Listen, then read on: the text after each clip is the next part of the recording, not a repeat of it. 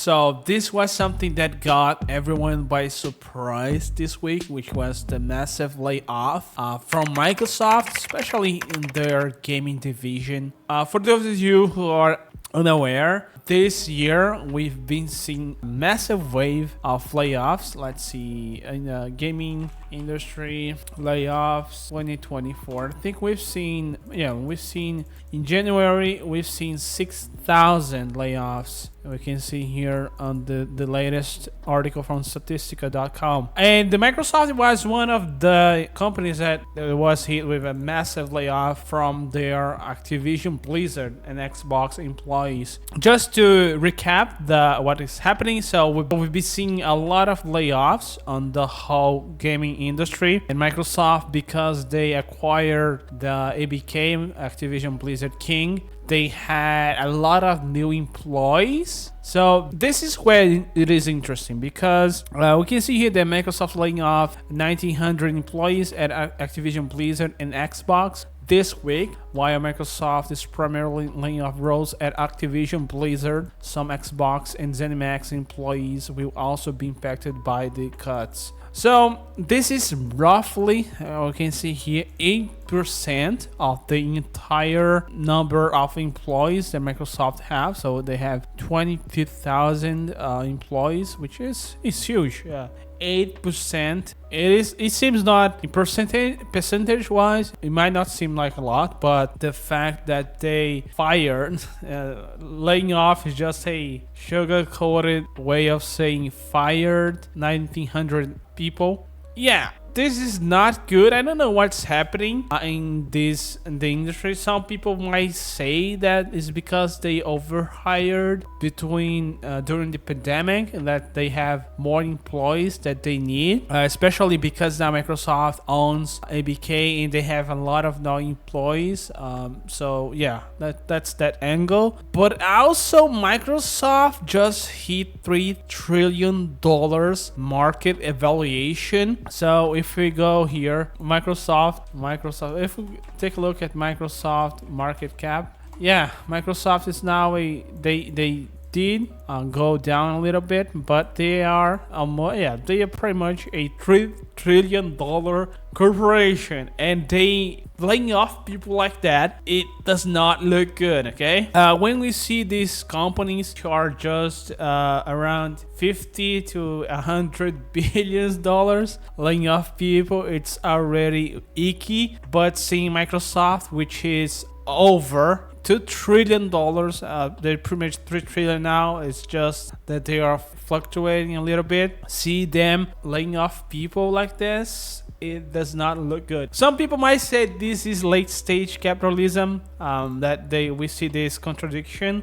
where in Microsoft we just saw the Microsoft earnings. Let me see here. I think we saw how much they won, how much they made last year, the last quarter. And we can see here. Let me see an article. Let's go to The Verge. So Microsoft gaming revenues overtake Windows thanks to Activision Blizzard. So gaming now, because of the Activision Blizzard, and all the revenue now counts as being from the Microsoft gaming division. Yeah.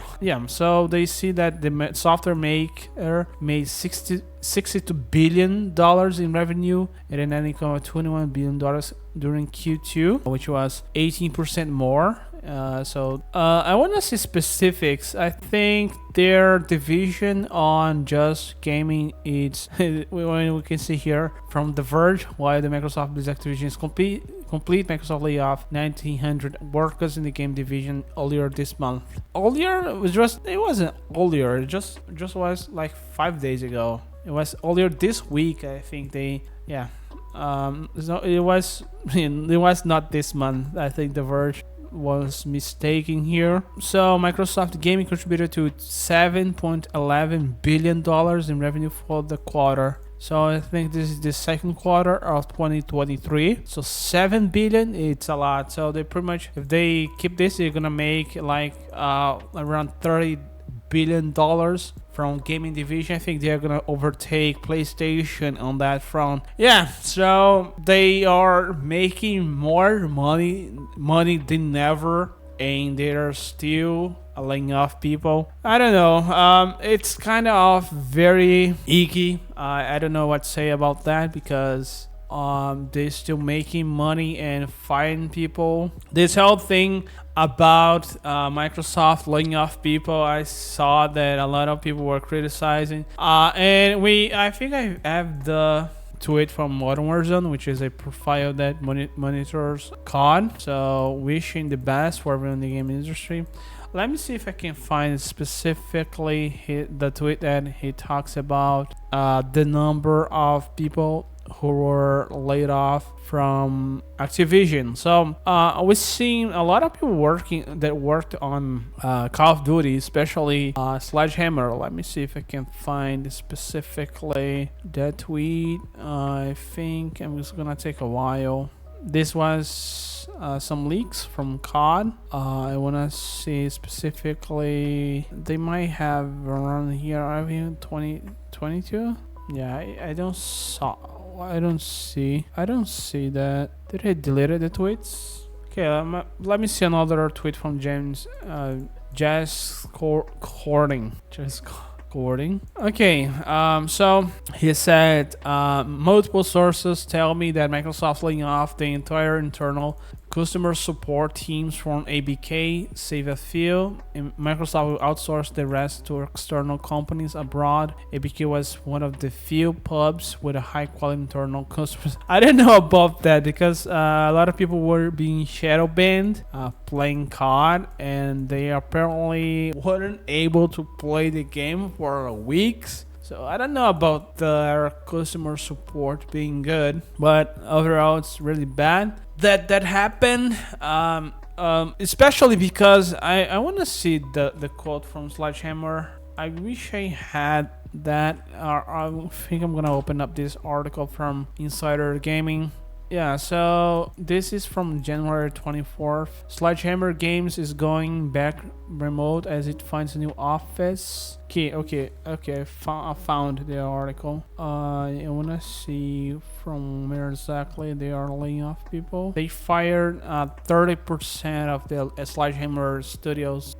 Blizzard boss. Yeah, I don't see here specifically where it is, but yeah, 30% of the okay, I found the tweet. So Sledgehammer Games lost 30% of staff, High Moon Studios over 10%, and Toys for Bob 30%. So Sledgehammer is the studio that worked on this new Call of Duty, Modern Warfare 3 and Warzone, and I don't know, I cannot emphasize enough how weird this is, because they reportedly there's rumors that they work over, I think it was 14 or 16 months on this new Call of Duty, so just over a year to make, let's be honest, a DLC, but it took quite a bit of work to do. And they just were laid off. I think someone talked about the new Call of Duty, which because the way that the COD franchise works, the new Call of Duty is pretty much done. The 2024 game that we're gonna be seeing released by the end of the year. So that game is pretty much, I think, it's half done. So yeah, so I don't know what we can expect for that game, and Sledgehammer lost. Yeah, it feels so weird because they worked so hard on this game, even though Infinity Ward, I'm pretty sure they worked hard, but their direction that they were trying to achieve with Modern Warfare 2 was not the best, to say the least. And see, they being laid off, even though they worked really hard.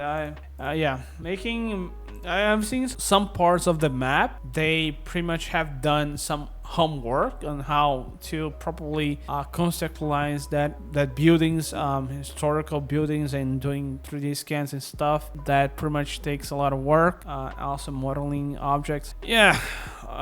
I saw some of the employees were not happy because they found out they were laid off on Twitter, it's a weird place. Like, finding out that you were fired on Twitter must suck. Like, yeah, but I don't know how people are just gonna move on from this. I feel the players, for the devs, it actually sucks a lot because they're gonna have to start over and hopefully get a new job at a new studio doing similar stuff.